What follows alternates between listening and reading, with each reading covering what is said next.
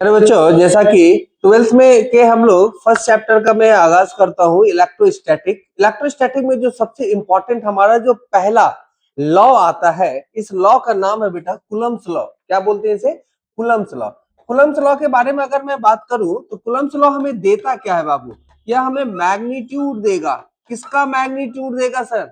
या हमें क्या देगा भैया? Magnitude of electrostatic force.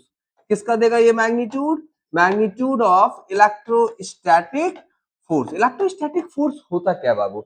अगर मैं इलेक्ट्रोस्टैटिक फोर्स के बारे में बात करूं तो सबसे पहले बेसिक सा फंडा है कि अगर दो स्टैटिक चार्ज एक दूसरे के करीब रहते हैं, चाहे वो लाइक चार्जेस का केस हो चाहे वो अनलाइक चार्जेस का केस हो, तो लाइक चार्जेस में क्या होता है भैया? अट्रैक्शन होगा या रिपल्सन होगा। तो आप जानते हैं कि अगर एक पॉजिटिव और दूसरा भी पॉजिटिव, ये दोनों एक दूसरे के करीब आएंगे तो इन दोनों के बीच में रिपल्सिव फोर्स लाइज होते हैं। कौन सा फोर्स लाइज होता है भैया?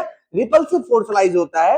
और अगर दो स्टैटिक चार्जेस अनलाइक चार्जेस के हो, यानी कि एक पॉजिटिव हो और दूसरा निगेटिव हो, इन दोनों के बीच में अट्रैक्टिव फोर्स लाइज करते हैं। और यह जो अट्रैक्शन और रिपल्सन होता है ना बाबू, इसी अट्रैक्शन और रिपल्सन ये फेनोमेना को हम लोग जिस फोर्स के नाम से जानते हैं, इसी फोर्स को हम लोग क्या बोलते हैं बेटा? Electrostatic force. अगर मैं इलेक्ट्रोस्टैटिक फोर्स के मैग्नीट्यूड के बारे में बात करूं तो यहां पर मैंने दो स्टैटिक चार्जेस का दो पेयर लिया है।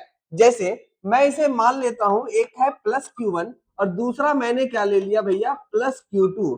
और यहाँ पे दो सेकेंड पेयर जो है हमारा है, एक का हमने ले लिया प्लस Q1 और दूसरे का हमने क्या ले लिया भैया? Minus Q2। अगर मैं इनके बारे में बात करूं तो आप जानते हैं कि ऊपर वाला जो ये फंडा है, क्या ये लाइक चार्जेस को रिप्रेजेंट कर रहा है? और अगर ये लाइक चार्जेस को रिप्रेजेंट कर रहा है तो भैया इन दोनों के बीच में, ये दोनों स्टैटिक चार्जेस के बीच में क्या लगेगा? इन दोनों स्टैटिक चार्जेस के बीच में भैया रिपल्सिव फोर्स लाइज करेगा।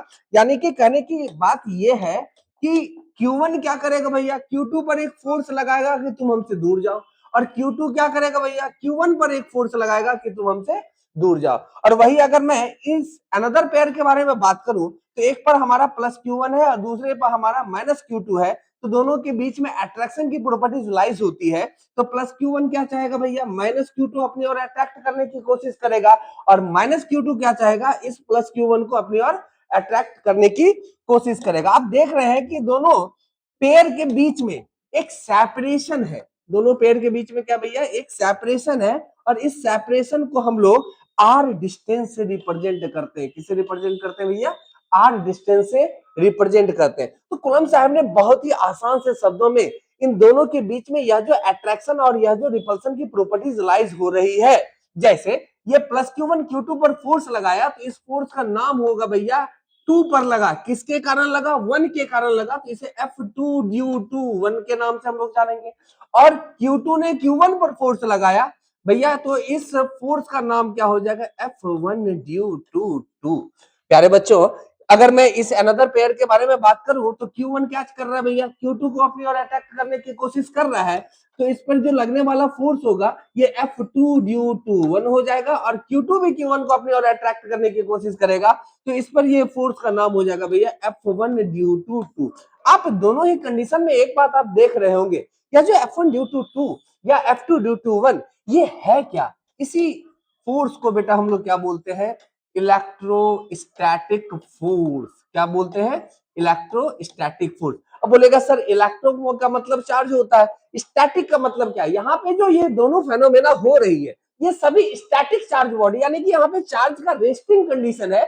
और इन दोनों के बीच में जो फोर्स, इस चार्ज के कारण जो दोनों के बीच में फोर्स लग रहा है, इसी का नाम हम लोग जानते हैं भैया इलेक्ट्रोस्टैटिक फोर्स। कूलम्ब साहब ने बहुत ही आसान से शब्दों में बताया कि यह जो इलेक्ट्रोस्टैटिक फोर्स होता है, यह जो F1 ड्यू टू 2 या F2 ड्यू टू 1 हुआ, जिसे हम लोग Fe से रिप्रेजेंट करते हैं, यह डायरेक्टली प्रोपोर्शनल हो जाता है। किसके प्रोपोर्शनल हो जाएगा भैया? डायरेक्टली प्रोपोर्शनल होगा magnitude of both static charges, यानी कि Q1 का मैग्नीट्यूड और डॉट क्या हो जाएगा भैया? Q2 का मैग्नीट्यूड। और यह इनवर्सली प्रोपोर्शनल हो जाता है किसके भैया?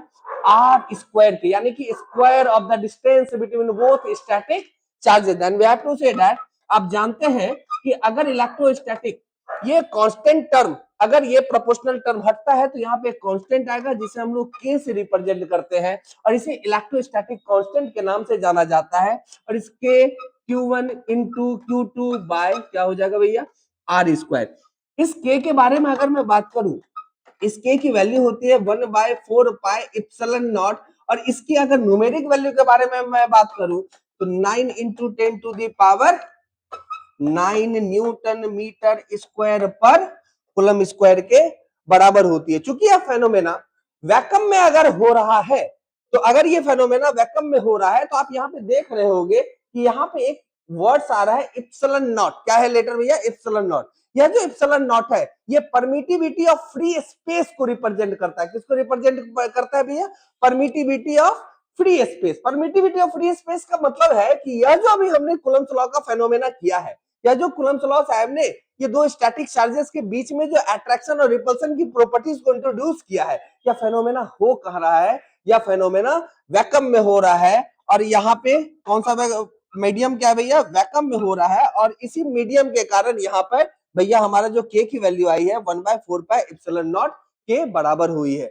तो भैया बड़ी आसान से शब्दों में मैं आपको 12th की फिजिक्स की दुनिया में रखो ले जाऊंगा। और 12th का फिजिक्स इतना मजेदार है ना बाबू, क्योंकि यहाँ पे आपने जो देखा है अभी तक, जो आपने 11th की दुनिया में देखा है, इसमें मास से रिलेटेड फेनोमेना हो रही थी। किससे रिलेटेड फेनोमेना हो रही थी? मास से रिलेटेड। लेकिन 12th की जो दुनिया, ये अदृश्य शक्ति वाली दुनिया है, जिससे हम लोग एनर्जी के नाम से जानते हैं। क्योंकि आप भी जानते हो, आपने पढ़ा भी होगा और आपके किसी से टीचर ने आपको बताया भी होगा कि पूरा का पूरा यूनिवर्स में दो ही चीजें बेटा, या तो मास है और दूसरा क्या है भैया? एनर्जी है। अगर मैं मास के बारे में बताऊं तो इन दोनों के बीच में अगर ये मास होता तो कौन सा फोर्स लगता है? ग्रेविटेशनल फोर्स लगता है, जो अट्रैक्टिव इन नेचर होता है। और अगर ये स्टैटिक चार्ज के बारे में बात करूं तो यहाँ पे भैया फोर्स जो लग रहा है दोनों के बीच में, यहाँ पे अट्रैक्शन और रिपल्सन दोनों की प्रॉपर्टीज लाइज होती है। और इसी फोर्स को हम लोग कौन सा फोर्स बोलते हैं? इलेक्ट्रोस्टैटिक फोर्स बोलते हैं। मिलते हैं छोटे छोटे वीडियो के द्वारा, हम लोग आपको हमेशा बार बार अगेन एंड अगेन टाइम्स मैं आपको 12th की दुनिया में हमेशा आपको आगे की ओर ले चलता रहूंगा। मिलते हैं ब्रेक के बाद इसी जोश और जुनून के साथ। तब तक के लिए आप स्वस्थ रहे, तंदुरुस्त रहे और दंदनाते रहे। दुआ में याद रखिएगा सौरभ भैया को।